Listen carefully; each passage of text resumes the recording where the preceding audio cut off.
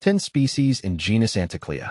Anticlea, a deep dive into a fascinating genus. My name is Vu, and I've always been drawn to the intricate world of plants. There's a certain quiet beauty to them, a resilience and adaptability that I find endlessly fascinating. Lately, I've become particularly interested in the genus Anticlea, a group of flowering plants in the Melanthiaceae family. They're not as showy as roses or lilies, but they possess a subtle charm and an intriguing history that has captured my attention. What is Anticlea? Anticlea is a genus of herbaceous perennials native to North America and parts of Eurasia. They prefer cool, moist environments and are often found in meadows, woodlands, and mountainous regions.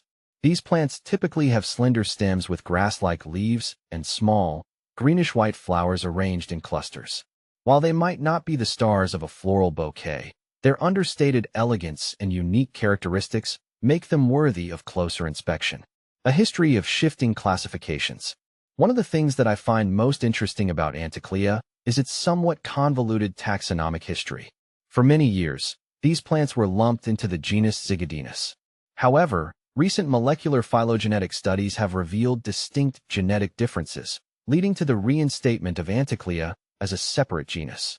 This kind of reclassification highlights the ever-evolving nature of scientific understanding and the importance of ongoing research in the field of botany.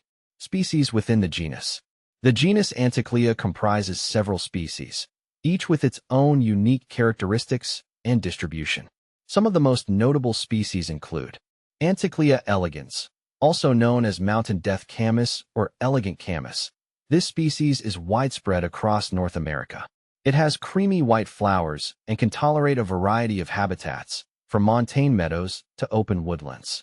Anticlea virescens, commonly known as green death camas or false hellebore. This species is found in the western United States.